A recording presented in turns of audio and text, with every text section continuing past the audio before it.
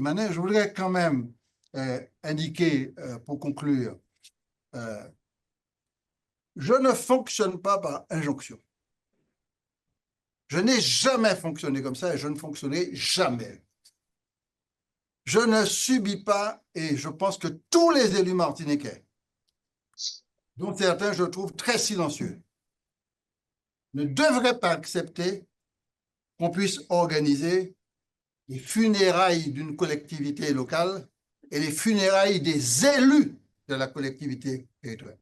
S'amuser à laisser faire ça sans dénoncer, sans dire que ce n'est pas acceptable, mais attention, ça va se retourner contre nous parce que l'injonction, les violences de toute nature, le refus de la démocratie, l'appel à la haine et l'appel à donner la mort est d'une gravité extrême dans ce pays-là. Si on laisse prospérer ce genre de choses-là, au lieu de dialoguer et de discuter, de mon point de vue, nous allons chuter terriblement et que la lâcheté que je constate devant moi, multipliée par plusieurs moments, montre bien que ce n'est pas ça qui va sauver la Martinique. Au contraire, ça va jeter la Martinique dans les abîmes de l'inertie et du non-développement et du non-respect du droit. Nous devons absolument exiger qu'on respecte le droit, n'importe qui peut manifester. Un dossier est déposé, le dossier sera instruit dans le respect des règles administratives, juridiques et financières et budgétaires comme n'importe qui. Si on fonctionne par injonction, cela veut dire qu'on a un profond mépris pour tous ceux qui ont déposé des dossiers et qui attendent que la collectivité puisse instruire calmement, etc.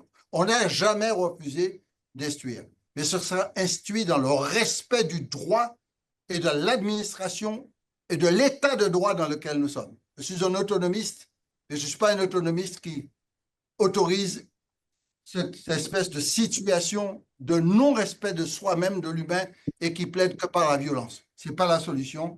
Je te remercie d'avoir posé cette question pour me permettre de réaffirmer notre fermeté par rapport à ce que j'ai vécu, j'ai entendu et j'ai vu ces derniers temps.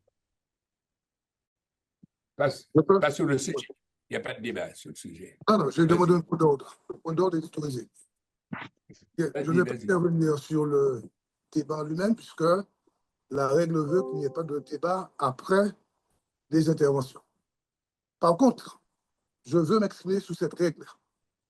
Je pense qu'il n'est pas normal dans une institution que cette possibilité pour les dirigeants de la CTM de s'exprimer ne devienne qu'une tribune de propagande. Je pense qu'il faut éviter cela et par conséquent, il faut revoir le règlement intérieur et permettre aussi aux élus, non pas par le biais de débats ouverts, larges, mais il faut donner la possibilité aux élus de dire un certain nombre de choses. Par exemple, lorsqu'un élu de l'Assemblée s'entend dire par le président du conseil exécutif qu'il est un lâche, je pense qu'on entre dans quelque chose qui n'est pas de l'ordre de l'explication sur, et qui est tout à fait normal, l'explication de la démarche du président du conseil exécutif. On est dans le cadre de la polémique politique.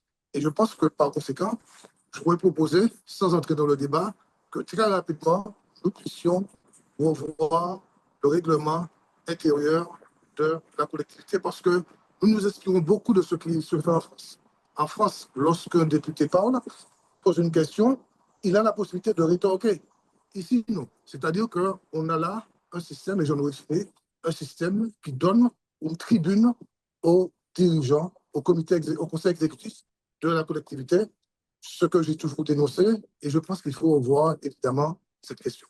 Voilà, je le fais sans polémique, mais je pense que c'est un point d'ordre important, et je demande au président du VRG de prendre l'initiative, en lien avec M. Salibert, de convoquer une nouvelle réunion pour que nous puissions revoir le règlement intérieur, ce qui, d'ailleurs, au moment du vote du règlement intérieur, avait été adopté comme principe. Il faut appliquer ce principe. Merci.